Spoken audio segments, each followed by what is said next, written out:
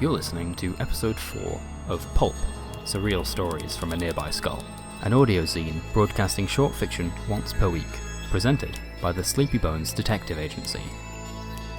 The following story is intended for mature audiences only.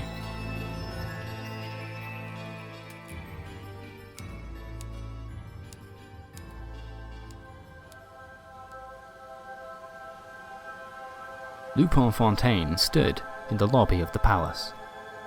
A tall man with a red right hand had sent her here. In the palace, it was all strictly business. The afterlife was in fact a rolling contract office space, and it stretched out for miles in 3 directions. Evidence around her, such as the decorated cubicles, suggested that there was a whole goddamn world outside of those distant walls, but not one of the suited and booted seemed to acknowledge it. Instead, they were preoccupied with frantic panic, jigsawed conversations, and deadlines.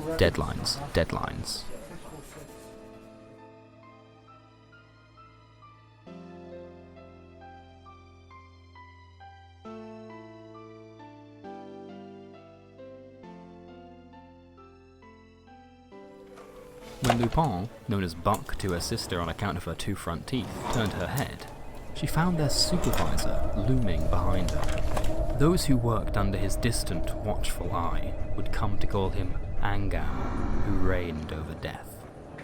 In the palace, he took the form of a human skeleton, the shade of terracotta. Within his bones, however, Angao held a hectic menagerie of transforming hues, which never for one moment sat still. On occasion, Lupin saw this phantasm crash and break over his ribs like roaring waves of his being. The supervisor sat in a 16-foot swivel chair up against an equally enormous desk, but his words were transposed directly into Lupin's head as though he stood behind her once more. In the simplest of terms, Lupin Fontaine had been summoned from her everyday life for a job interview. It was a role offered to 60-some people per minute, and there was quite the queue forming behind her. Supposedly, it was solely comprised by those who weren't doing anything of significant purpose with their lives. The ones just wasting everybody else's time. The ones that were always sad or lethargic, or waiting for something better to come around for them. They were the ones that, statistically, would never be in the right place at the right time for anything. A draft undodgeable. Especially considering that Lupin Fontaine had, to be honest, barely been given a chance.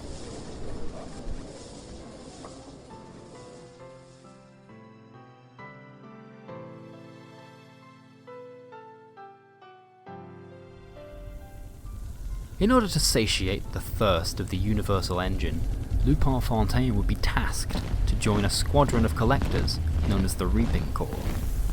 Erasure was the only other option. You see, this starving cosmic furnace required constant refueling. From here, Angao oversaw this operation in its entirety. Here. Angao called this place the Eternal Plate. A little grandiose, in Lupin's opinion. It was home to Angao and his divine race, the Fide, before any other being existed. Only by their hand, in their boredom, was humankind's whole existence crafted.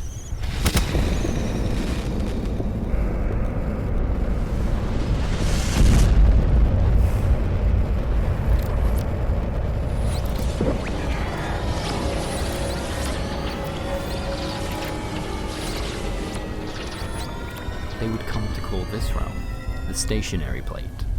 It was all partly by accident, of course.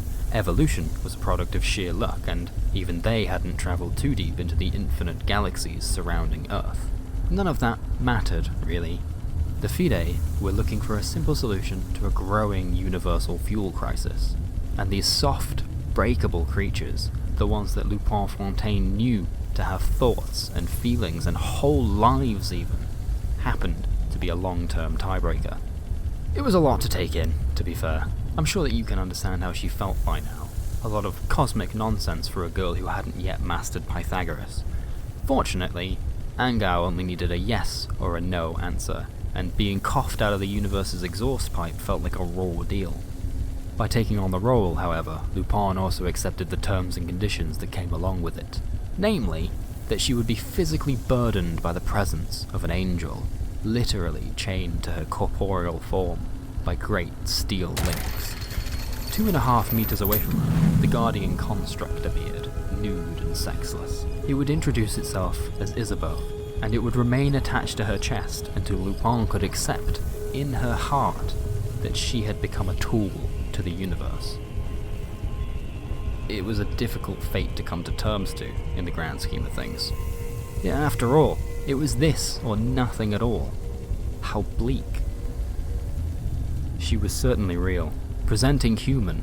Her body had been built from silver components, accented with an obsidian black trim. Its skull held empty LED eyes, and a face unfazed by any topic of conversation, from the depths of the universe to the scent of conditioner. There was no subtle hint of emotion, nothing heroically fighting against its programming, beneath the whirring of its core. When its presence was not needed, the mechatronic didn't blink, or swallow, or feed. It simply crossed its arms, and in the Eternal Plate's ever-present light, Isabeau would radiate a great warmth, as though it was blushing, and, in the reflective plating, Lupin could see her own personal transformation.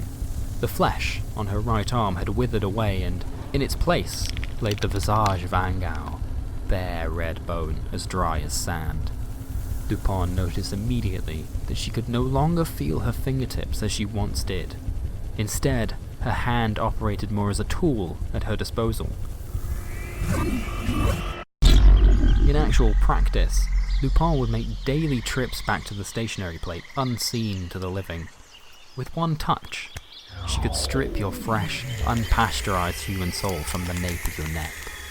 These unwieldy energies would then be sucked into some enchanted Kilner jar held by Isabeau, and kept safe until the end of her shift. Bound by the concept of time, even the Eternal Plate kept to a 9-to-5 schedule. When it was time to clock out, the two of them would report to a small room in the palace, where Isabeau would unceremoniously dump these former human lives into the well, the sole passageway to the final stage of the fueling process.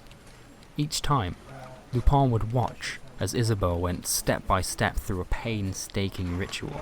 We're talking powerful energies here. That jar that she kept needed to be treated very carefully, as Isabeau would explain, slowly, like a shaken soda bottle. Their day's work would be delivered through the well into a third realm, commonly known as the filter plate. This was not a place that ought to be explored. First of all, it was common knowledge that the well was in fact a drop thousands of feet in length, and even then you would be at the mercy of the creatures that lived within the empty, as they called it. You see, the souls would fall to the very bottom of the empty. Here, the purest energies would rise from the glowing mass, while the unnecessary baggage of humankind would sift to the soil. Born from this resulting negative buildup were creatures known as remnants, parasitic beings begging to return to their mortal counterparts. Lupin had nothing to worry about, of course. This was all very necessary, and above all, the remnants posed no threat to the Fide. They were simply a byproduct of a process which allowed the purities to vent back upwards through the well, and the universal engine would continue to chug along unattended.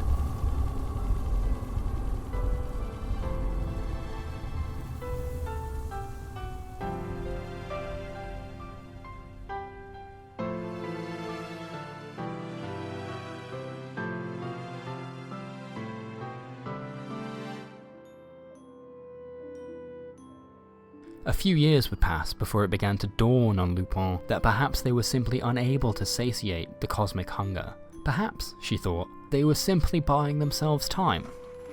As always, administration stressed themselves out about the ever-growing demand and the imminence of another global disaster. It was all rumours at first, but soon talk of the impending Red Plague would boil over from mere water-cooler gossip.